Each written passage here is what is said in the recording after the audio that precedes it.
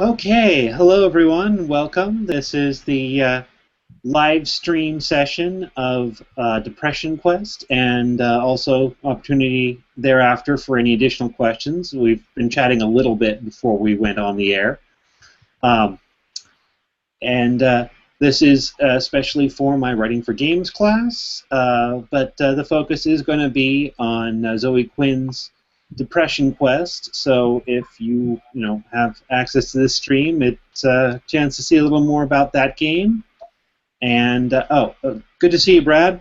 If you want to say hi, feel free to unmute yourself, or if you don't want to or can't, you can always use the group chat to ask questions or post comments. Hola. Hey. I just got an email from someone saying they couldn't access the event. Let me look that up real quick. If my email will load. You may hear my Shih Tzu, and I apologize. That's okay. She's annoying and pink. Yeah, Denise says she can't get in. I'm waiting for it to load. That's alright. If you hear my Shih Tzu, it's because I'm flushing the toilet. Oh. Life is good.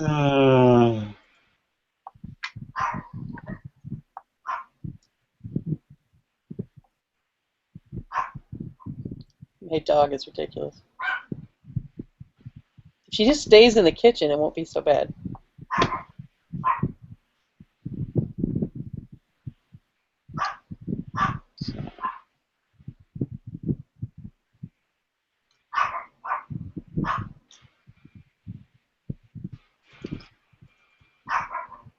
I'm going to see what I can do to help Denise out. And then we're not going to wait to see if she's able to join us. We'll just go ahead and get started.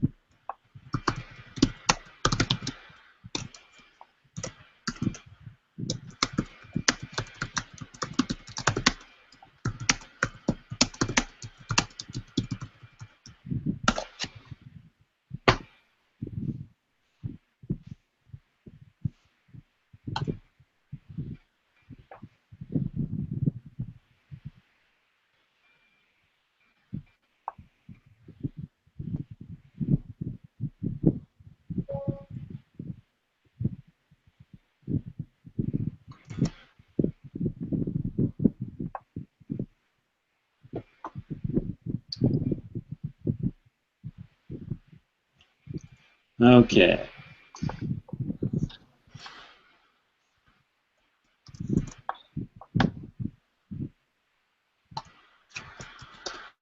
Okay, so Depression Quest is a Twine game, the same tool that you all used for your first assignment, and it was made available free. There's never been a charge for Depression Quest. It was created with a pro-social goal in mind, that of helping the average person to understand the experience of being depressed, especially in difficult circumstances where obtaining things like, guidance counseling and therapy and medication are all not impossible, but difficult. The game is well, okay, it first became noted when indie game journalists started covering it. there was a bit of a PR blitz, not a huge one. It then rose to much wider recognition as the then kind of early Gamergate in its early days picked on the game as one of the ones that it felt that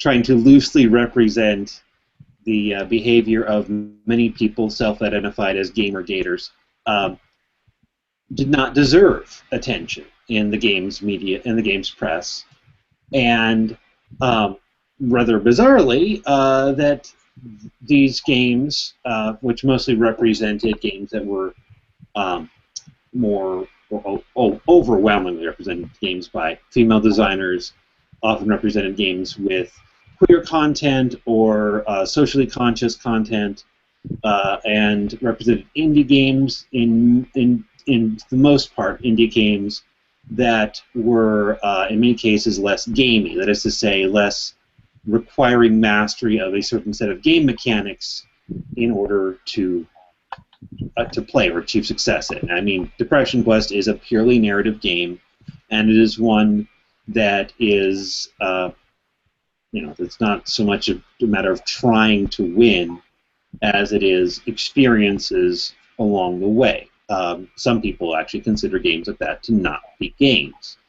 I don't really know what to make of that. In any case, for some reason, this non-commercial game, because it got some critical attention, was attacked on the grounds that somehow the impoverished author must have bribed game critics to review it. This is for, again, a game that was not sold and by a person with no backing. There really have been no accusations by Gamergate that the major video games companies, the kind of who have the money for payola, were buying reviews, because the people who have been at the center of that movement, those games, the big studio AAA shooter and MMORPG games, are the games that they believe should be being reviewed. So the whole thing is bizarre and paradoxical, at least to my way of thinking, and it is certainly the case that, though disavowed by some people who identify as Gamergaters, that a disturbingly large amount of web vandalism, death threats, and in many cases real-life harassment, including the sharing of people's private information that's been hacked, and something called swatting, in which a person calls in a false report of a violent incident at the real-world address of a person they don't like. This is documented. This is not pure rumor, as crazy as that is. Christine, you were saying something? I'm sorry, I kind of talked over you there. Oh, no, I've heard of that happening, exactly what you just said. It's made the news. It blows my mind. It completely blows my mind. And when you talk about things like death threats and swatting, what you're talking about is terrorism. Yeah. So, with no more time wasted on the Gamergate phenomenon, let's take a look at Depression Quest. I'm going to screen share now, and the screen's going to get really wonky until I actually get things up and going.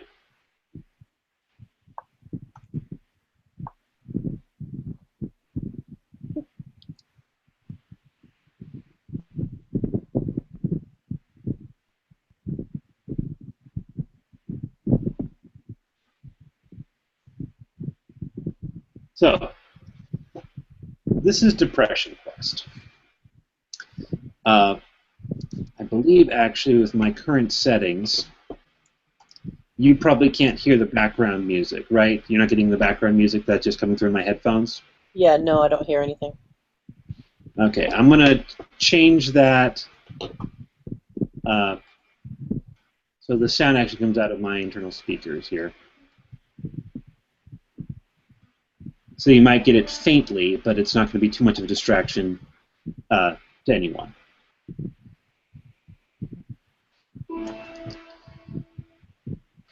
Now, I am going to start by reading everything, and then as we play a little further into Depression Quest, I'll just kind of pick out some highlights so that we can see what the game is doing without my reading everything off the screen, because this is a text-driven, text-heavy game. The game opens with this quote: "Its emotional character is probably mostly indescribable, except as a sort of double bind in which any/all of the alternatives we associate with human agency, sitting or standing, doing or resting, speaking or keeping silent, living or dying, are not just unpleasant, but literally horrible." That's David Foster Wallace on depression. Depression Quest is a game that deals with living with depression in a very literal way. This game is not meant to be a fun or lighthearted experience. If you are currently suffering from the illness and are easily triggered, please be aware this game uses stark depictions of people in very dark places. If you are suicidal, stop playing this game and visit the Suicide Prevention Hotline to talk to someone. I'm going to pause here for a moment to point out something that is, on a trivial level, perhaps worthy of a little bit of attention, but in the context of the game's having become controversial, is that though there aren't a whole lot of errors, there's the occasional error in here, like the missing period right here. For various reasons, neither Zoe Quinn nor the other contributors have made any revisions to Depression Quest since it was released. They just decided, especially once the controversy broke, to leave it as is.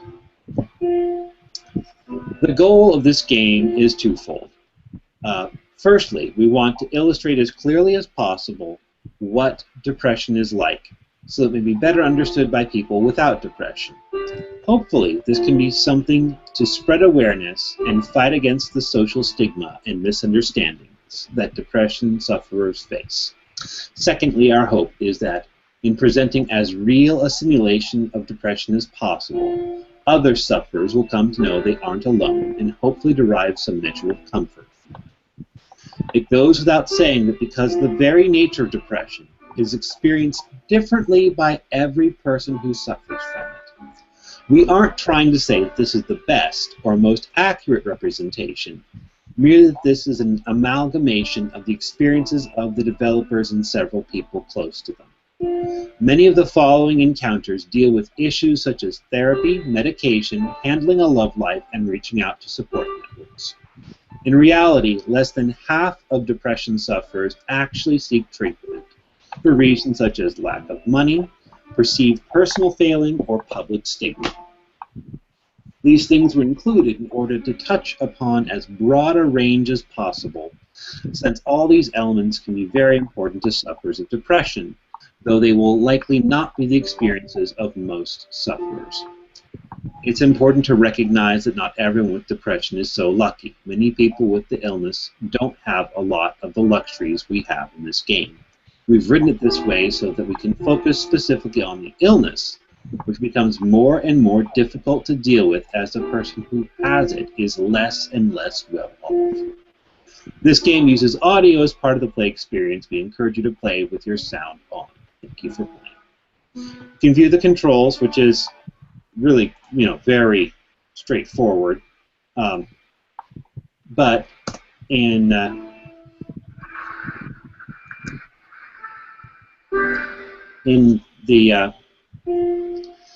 the vein of trying to make this as broadly available as possible, rather than simply assuming that anyone who can navigate a web page can play it, which is what many Twine authors do, they felt that that was worth including.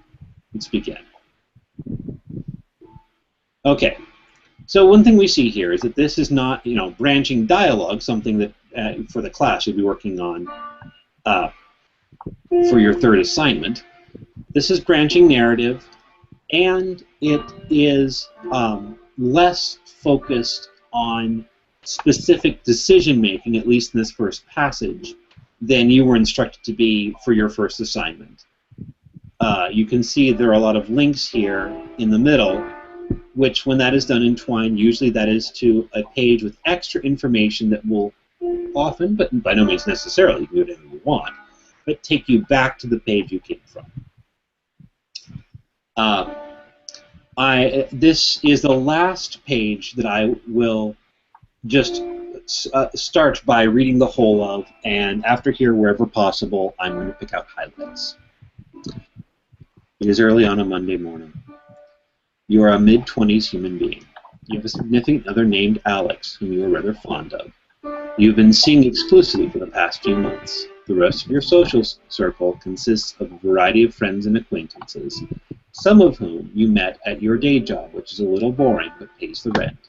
You'd like to be doing more with your life, as with your parents. You're still in the process of figuring out what that means and how to go about it. You're also dealing with motivation issues. It sometimes makes dealing with these things difficult. You feel like this is probably your own fault. And on bad days, you can feel inwardly angry and down on yourself for being lazy.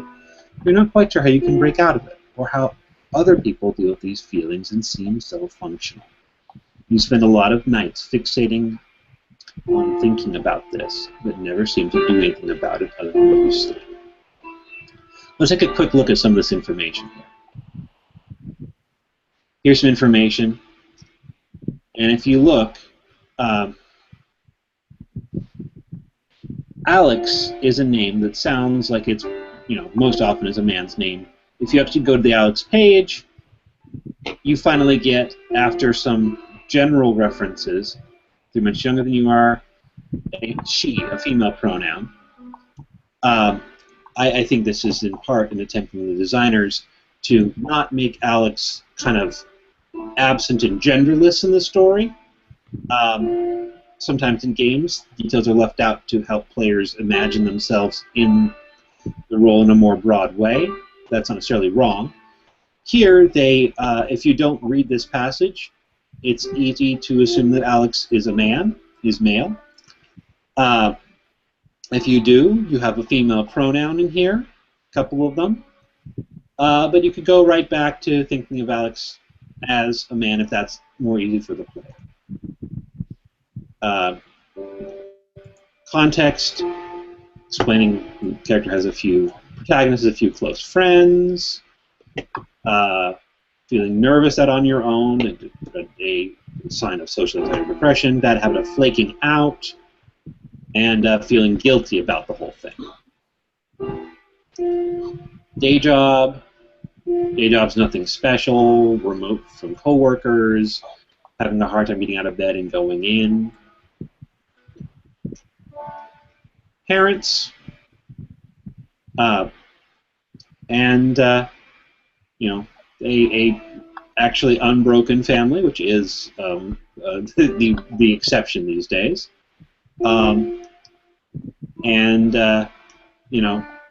parents generally care about you. If they don't understand you, there's all kinds of reasons for that. We all know, among other things, the general assumption that teens inevitably feel that their parents don't understand them, and that's purely in teens' heads. There's actually some science about that that's rather complex enough to get into right now. But here we're talking about someone who's well past their teen years, and here parents want to see you succeed but don't know why you haven't gone farther in life because you're, quote, so smart and talented, and a lack of recognition that the motivation issues could be anything other than a need to work harder or want it more. And the character feeling like a big disappointment. So let's continue with this. It's warm. Let's see what we got here, right? Motivation flagging in job,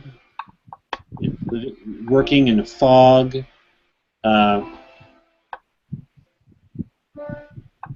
you hardly notice what's going on. You consider using your time after work to work on a personal project, but you've not really been keeping up with it. Some information here about the project.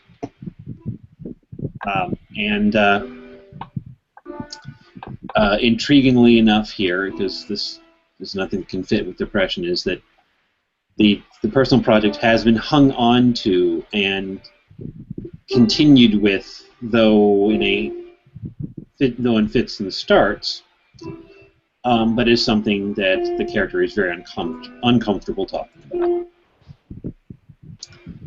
So, sense of panic as you get home. By the way, anxiety and depression are commonly comorbid. That means occurring together.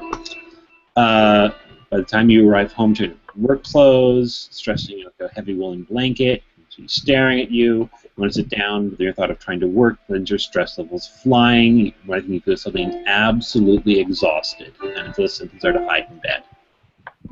Here is where what is the core design of this, and the way that this that Depression Quest plays off of the expectations of many people that it'll behave like a regular game becomes so important. You have a list of options, but the first one, the most normal one, order some food, grab a drink, and hunker down for a night of work, is crossed out and unavailable. That's because the character is too depressed to actually do that. Here's the character's depression status. You're depressed, interaction is exhausting, and you're becoming more and more withdrawn. You are not currently seeing a therapist, you are not currently taking medication. So what are your options? Sit down at the desk and try to make yourself do something, turn on the TV, tell yourself you need a quick half hour to unwind, fall into bed, you're stressed and only can possibly accomplish anything. Well, okay. This seems like there's, that seems pretty terrible. And we could try to unwind. Well, let's try and get some work done. Stop at your fridge, turn your playlist on, start working, your mind goes blank, motivation vanishes, take a break, but this just kind of continues, and instead of taking a break, you kind of waste all your time doing this and that online, arguing, watching YouTube videos. And hours have passed, and no real progress. I can just wake up early tomorrow and catch up, you think to yourself as you climb into bed, even though you know that never actually happens. Updated. What's changed here is the character is now more depressed. Next. New day. Alex invites you to a really awesome party. You don't have work in the morning, nothing particular to do that night. Kind of run down, you've been feeling tired, you say you're feeling ill. But then you say that you're not sure you can make it. Okay, this is interesting and important. There's a second of silence over your phone. You can swear you hear the sound of your partner's face fall. What is this? What's going on here? There's a second of silence on the phone. This is what is actually objectively happening. The rest of this is the character's subjective interpretation. Characteristic of depression is interpreting things in the worst possible way. She tries to convince you anyway, you haven't seen her this week, etc. You shake off your funk, oh wait, you can't. You agree to go, or say you're just not feeling well and can't make it. Let's try to go. Agree to go, you're not really feeling social. It'd be worth it despite the anxiety. Every time this around, you grab your overnight bag and go to Alex's apartment. They find your partner. Chatting away at the birthday girl at the party. Alex immediately lightens up. I'm so happy you came, wasn't sure if you're going to make it. And someone calls her away. You give a beer and a kiss on the cheek. And you don't know anyone there. Enthusiastically socializing is not an option. As might also be the case, to bring in some context here, for someone who is not suffering from depression but is suffering from social anxiety, or who is suffering from neither depression nor anxiety but who is deeply introverted. So here are the options that remain. Stand in the same spot, unsure what to do, put your bag in Alex's room and avoid the crowd, sit in the back wall, sip your beer, wait for your girlfriend to come back, drink in earnest, but it makes you less uncomfortable. A lot of people drink a little at parties to be able to socialize, right? Lighten up a little. Let's drink. You're not sure what to do with yourself. Drink. Throw on a few more. By the time it does, the drink to you, Alex is back, you're meeting people, but you only feel more tired, less focused, kind of clinging to your girlfriend. Later, you're kind of tipsy, dozing off. Alex goes up to you and lightly slurs, I'm really glad you turned up tonight. To be honest, I really didn't think you'd show. It's really cool you did. You know she meant it lovingly, but you're not quite sure how you feel about that statement. This is another one of those what's objectively happening and how is being depressed affecting a character, the protagonist of the story's perspective. Very simply, this is a basically positive statement. It has been phrased as it is to be, for an average reader, something that is basically upbeat. And I really didn't think you'd show it sounds like a relatively accurate assessment. Someone who is depressed is likely to fixate on this and hear none of the positive. After all, right now the character is very depressed. So, as we continue, surprise visit from Mom. She asks what's going on with you. You're taken aback. Her questions make you uncomfortable. You wish you could tell your mom about what you've been feeling. What do? Let her know you've been feeling down lately. You appreciate her concern. Oh, wait, no. That's just not something you can bear to do. Try to be honest with her anyway. Or tell her everything is fine. Thank her for asking. Change the subject. Well, frankly, the easiest thing is just to avoid it. I'm okay, really. Thanks for worrying about me. Mom doesn't buy it. Well, you're okay. Small talk. You tell yourself maybe you really are okay and are complaining about nothing. Underestimating one's own problems is another thing. Think that they're all in your head. This is partially the social stigma about depression. Sometimes you insist that you're okay to those who ask. You have to wonder if you're trying to convince them or yourself. Right there. Another day, coworker, some more small talk. Cats. Someone had kittens a few weeks ago. You don't have any pets. So you realize that Sam's trying to push a kitten on you. Kitten, litter box, and food. Can't help but feeling like you're being guilt-tripped. You think about it anyway. What do? You take the cat, knowing you can take great care of it, or do you decline, even though you're totally capable of taking care of it? You're not much of a cat person. No. You're depressed enough that you can't think of those things. You can become a cat owner because you can use a companionship. You can decline because you're not in a good place to take on more responsibility. Or you can decline because you don't like cats. That's reasonable enough. Maybe you don't like cats. You know what? I don't like cats. Actually, I do. I have. You've never been a fan of cats. They all hate you. You hate coming from your monologues.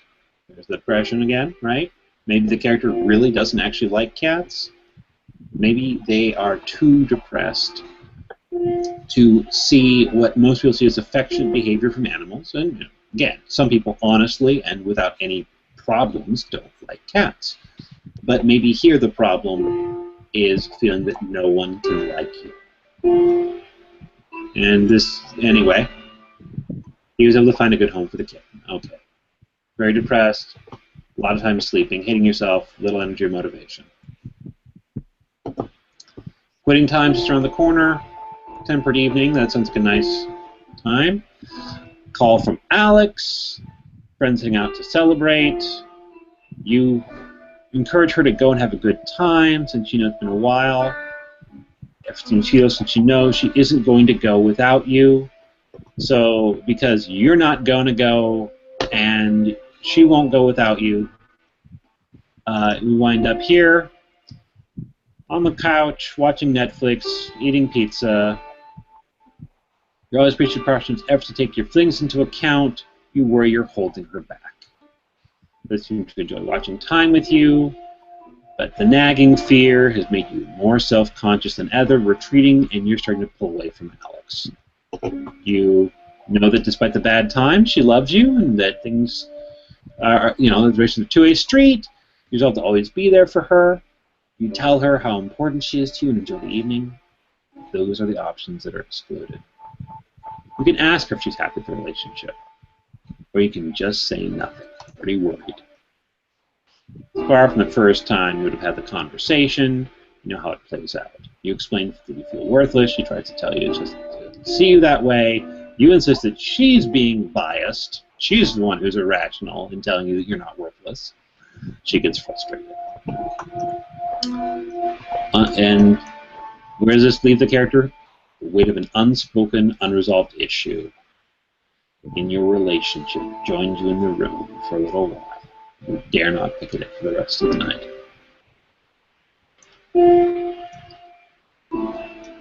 Old friends in from out of town. You try to brief what you're up to. You feel anxious and ashamed. You don't say much. Amanda has known you a long time, reads your mood and tone of voice. What's wrong? You suggest a change of location. You confide in her honestly. Nope. You could test what goes a little. You could insist on the performance, change the subject. You could defensively ask what she means by that, or you could notice her hands are shaking. Nothing's wrong. Nothing's wrong. Nothing can be wrong here. Now the character is deeply depressed. You actually choose to enjoy how little of interest for you, and you have just a mere constant state of lethargy. That may have been the potential for a turning point. I didn't select the most positive option because it's not always what happens to people in real life. So anxious and on the spot, you don't want to start. Nobody likes a whiner. You insist you're fine. She lets it drop. You play it over and over and over again in your head. You don't sleep. Another day. Dental appointment. Malcolm, your brother is in town. One takes longer than expected. You're night grinding. You're grinding your teeth in your sleep. Then suggest a night guard. Feel embarrassed about the bulk of it. Finish up quickly as possible. Look for your brother. You don't see his car. You realize, oh wait, there he is in a new car. He's doing well. He's received a promotion. He and his wife are looking at houses, and you feel like shit. How'd your appointment go? Go through the polls? Sense of shame. He'll laugh about your dorky night guard. Do you tell him about the night guard while you need it? Do you lie? Just say it was a routine cleaning. Or do you tell him? Maybe you tell him about the grinding, but not the stress. Grind my teeth when I sleep. And he goes to, been stressed out lately, kiddo? Tell me you don't think that's the case. Go for dinner, gnawing anxiety. You enjoy your brother's company. You still feel like you want nothing more than to go home and hide from the world. After he drops you off, you probably throw the night guard out. You can't send even anything. So here we are doing damage to our dental health because of the depression. Okay, I'm going to skip forward here and kind of do a real minimal take on several of these passages to kind of, because you see the way this is going. Work. Okay. Oh, you're late. Hop out of bed. Head into work. Oh, all I can do is call in and say you're sick. More feeling terrible. You feel even worse the next day. You have work the next day. So it's Tuesday and Sunday, and you can't seem to sleep. That's right. In addition to being sleepy, you also can't seem to sleep. What do? Of course, you have to go to bed, go to sleep, go to bed, close your eyes, let it happen. Snap out of it. What's wrong with you? Or even you're probably going to go to work tomorrow exhausted and fuck everything up and get fired. Well, right now, the character is profoundly depressed, barely functional. All you can do is go to your computer because you're not going to sleep. You just crave distraction. Friend of yours IMs you. You're up late again, can't sleep. Guess it. Want to talk about it? You wind up kind of basically vomiting up in the metaphorical sense your feelings. Sometimes it is easier for people with depression and anxiety to do so in an online context than face-to-face or even on the phone. Sounds like you might have depression. You should talk to someone, like a doctor. Pause. Do some research. And here is where the game offers another turning point. Can't hurt to talk to someone. Let's find you a doctor. And you've got the therapist number. You can't just, go, hey, I'm going to call a therapist. I feel great. Throw the note out. They'll probably laugh at you. Therapists people with real problems, not whiners like me. Got enough work. Overwhelming sense of exhaustion. Profoundly depressed. Can't shake off the bad mood. Cannot reach out to someone close to you. Don't burden me on.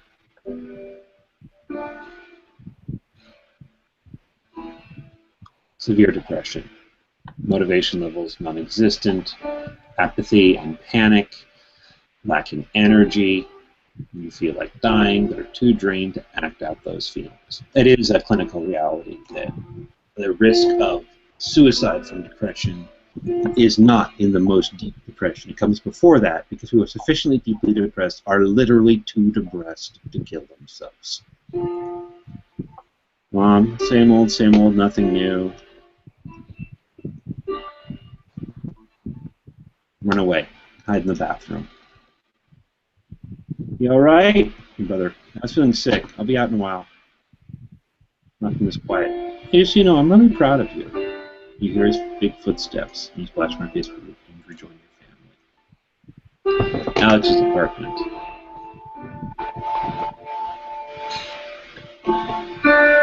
Alex comes out kind of sexy. Why don't you come in and warm up? And be intimate with your girlfriend, try to unwind, do something else. Just, no, tell you're not in the mood. I don't. Now her face is falling. Right. This is sudden. No, it's not you. I switch you off. It's not you, it's me, right? I get it, okay. Now she really is hurt. You feel terrible. She's crying. I actually have a lot of coursework to do. You should head home, she says. Okay. Leave. Misery. Collapse. Look at this. Okay. Hate your job. Can't bear to polish your resume. Can't bear to work on your own side project. Can't focus enough to look through the classifieds. Television. Are you there? You talk to someone about something. Multitask. Tell Attic you're busy. Bring in your focus. Don't answer. Answer. Well, you know what? Let's see if we can get anything out of this, right?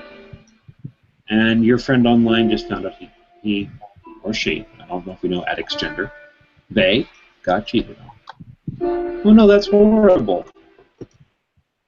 Talk, cry, talk about doing something rash. Feel horribly sorry for your friend. Happy you're able to help.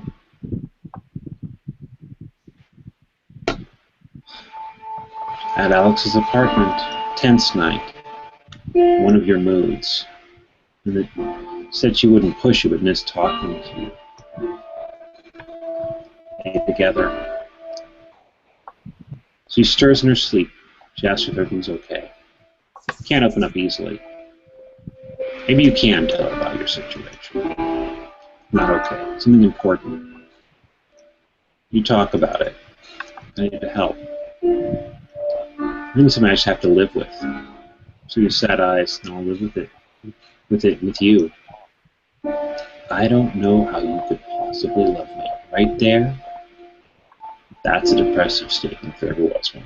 Not that the character's a little less depressed, but still is profoundly depressed.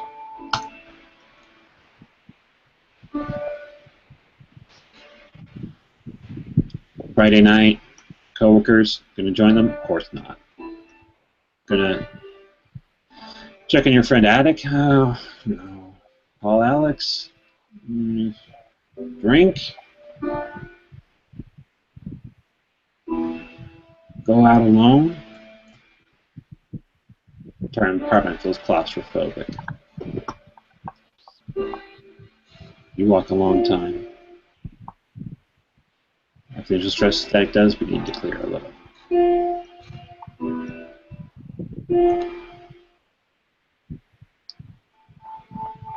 And Alex is unsure about the relationship. It's been kind of weird lately. I'm not sure where we stand. I know you know your difficulties, and I just, if that's something to do with me, I just want to know where we stand. Recommit to the relationship? Can't do it. And things for her own good. You're not making her happy. That's it. You're having difficulty. Break things off. For you. You can't do anything for you. You still want this. You can't. Instead of reassure that you're committed to working through things, right? You still want this, so whatever you can to make her stay here. That's your concern. It's desperation. Yes, there's been distance. Ask her to move in. Let's move in together. Bring us back together. Reconnect with each other. I can use this reason to get my act together. You having her around, being suppressed. You could try it.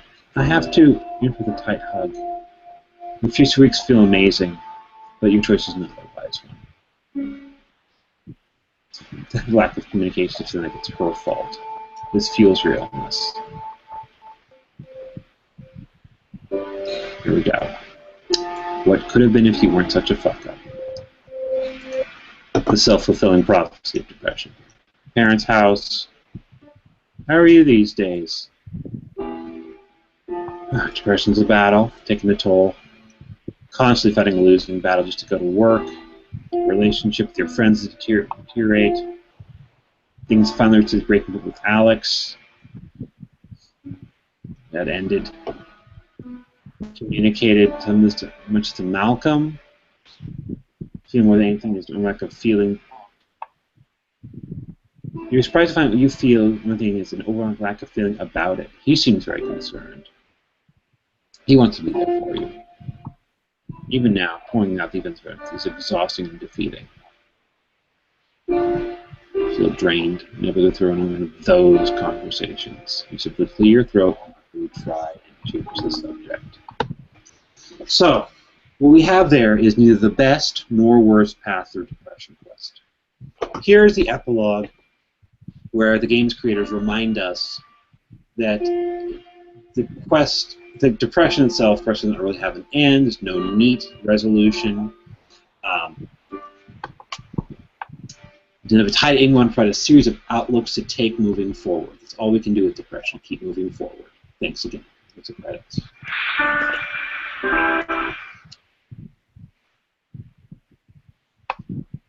Okay. So, this is the kind of game that might bring a tear to one's eye. It's a game that for some of us may feel very close to home. I'll tell you, I live with depression. I see a therapist. I'm on antidepressants. I am doing much better than the protagonist in our playthrough of Depression Quest. But it's still there. So, obviously, this has a personal resonance for me. Before we wrap up, I want to see if anyone has any questions, feedback, or thoughts about the Let's Play, about the Depression Quest as a game, or even from a kind of, relatively generous perspective of it as not a game. There's a degree to which Depression Quest is not terribly concerned with being a game. There's a degree to which Depression Quest offers us some of the trappings of gameplay, where it seems like maybe all of that, with all the depression status and the choices, is managed through some complex variables behind the scenes. Of course not. It's just there's all the choices you make. You know how Twine works. You could do that with variables in Twine. There's no need. For this story, there's no need. Anyone have any questions or comments at this point about Depression Quest or the Let's Play specifically? I think that it could be used very well as a therapy tool to help somebody at least to start opening up about having problems. I see the benefit in that. And for many people who suffer from depression, again, about half the people who suffer from depression are not receiving any treatment for it for various reasons. Many of them don't believe that they're clinically depressed, or they don't believe that their situation can be helped. Some are in especially difficult and tragic situations, like though there's been an effort from the top brass to change this, it has tended to be the case in the past, and from the last time I heard something relatively contemporary, it was still the case, that soldiers and their spouses are afraid to go in for the actually available mental health care because being diagnosed, even as a spouse, can affect the soldier's ability to advance. That's sad. And some of those barriers no longer formally exist, and there's been some attempt to reduce the stigma, especially in the wake of all the self-harm and harm to others caused by people suffering from post-traumatic stress disorder, which relates to but is not identical to depression and anxiety. It can, again, be comorbid with them. Post-traumatic stress can cause someone to become depressed who had never experienced depression before. But the culture takes a lot longer to shift, and I don't feel I can say how much progress has been made. I know that people have said that they're trying to change things, and that there have been some surveys that have showed that change is at best only partially trickling down to the rank and file. So yeah, I think that one of the reasons Depression Quest was made was to help people who are living with depression realize that they can, that they should seek help, that it would be a benefit to them.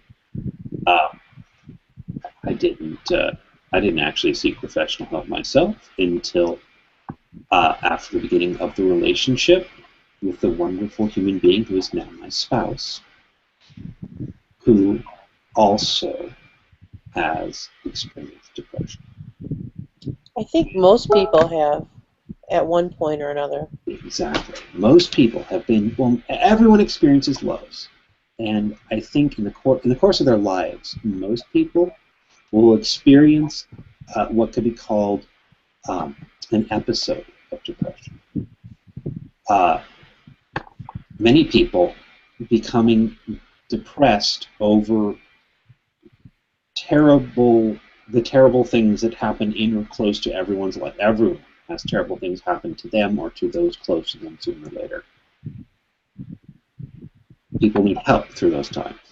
Other people, neurologically, have a tendency toward depression and are more the target audience here because then the depression becomes separated from situations. Just changing the circumstances or allowing time to pass doesn't make the depression feel any better.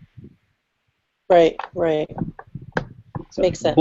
So those are both true. It's not an and or. It's an and, not an or. Sure. And the game was also intended to help create empathy for people who have depression.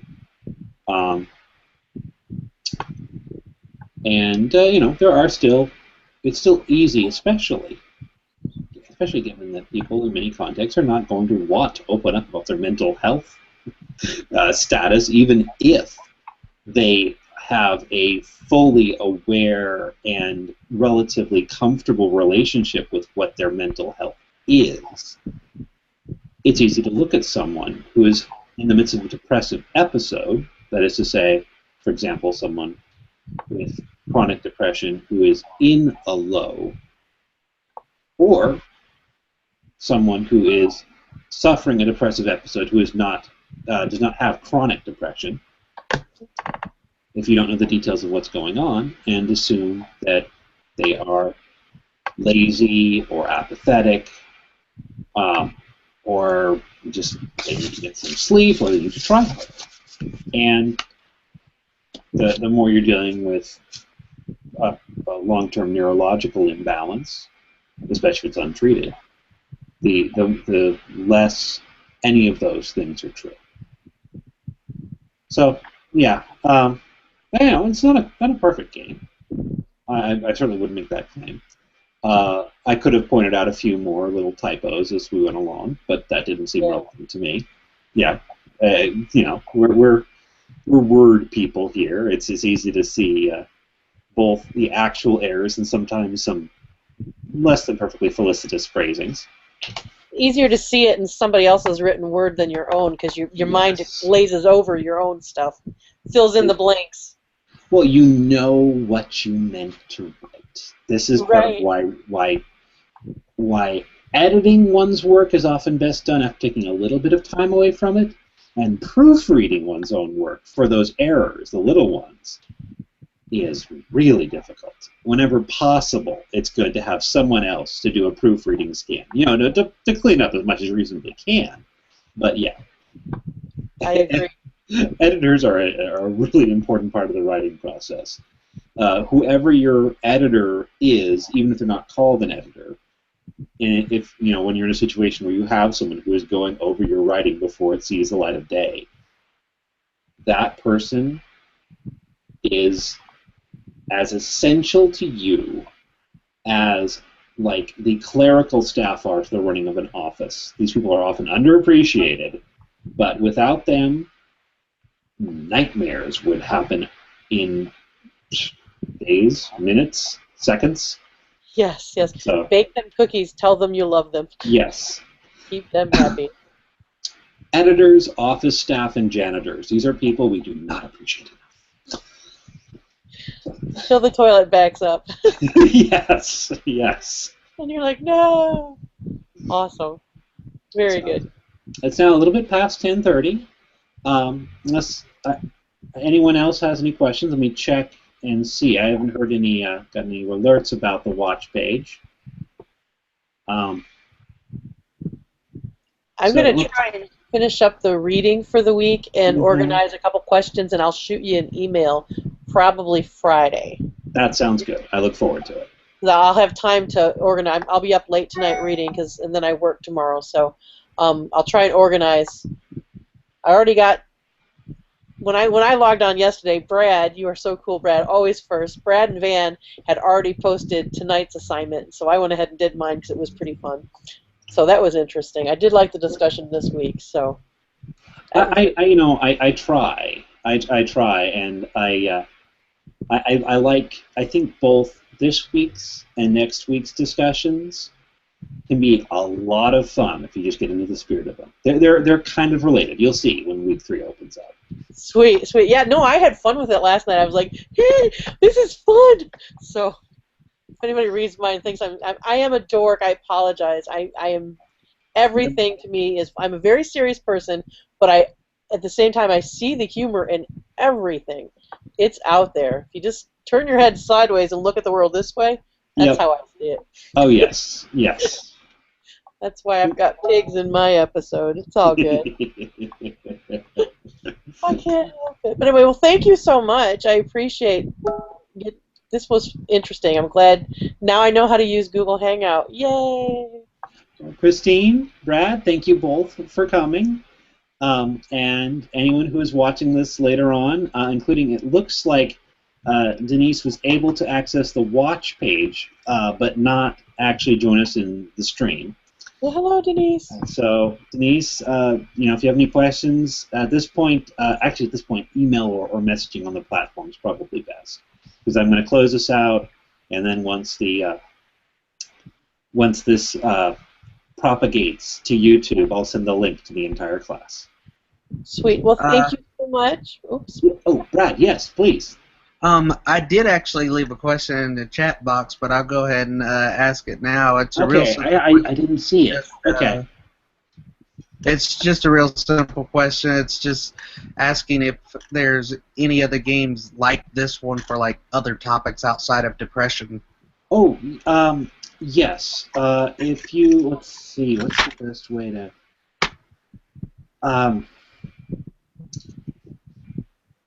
Did you guys ever read those question books, those adventures that have the multiple questions?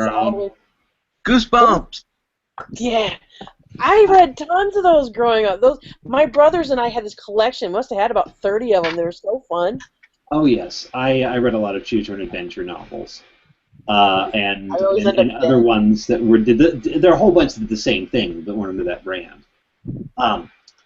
In addition to there being tons of Twine games of all sorts out there, there are quite a number of other games that deal with all sorts of serious topics and social awareness topics. There's some material in the serious games lesson, which is that this week,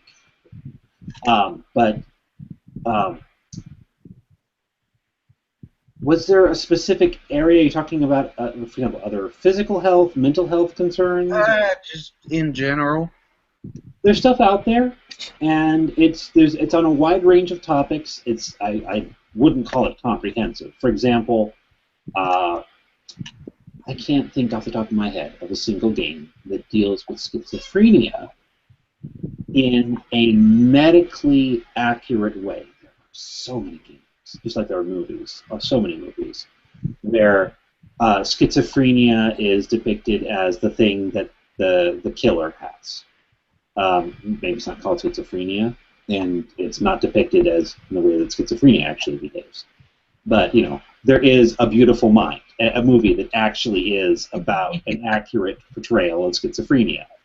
I don't know of a game that does that. There might be. I just don't know about it. But there is a wide range of stuff out there, and basically it's all relatively indie and exists for one of two reasons. It always exists either A, because some charitable organization put up a relatively small amount of money to get it made, or B, because people did it as a work of love. And that's basically it. For example, there's a game called Re-Mission, Re-Mission, that is a game basically about fighting cancer that was created with some grant funding specifically to help and encourage children who are recovering from cancer. That's awesome. Yeah.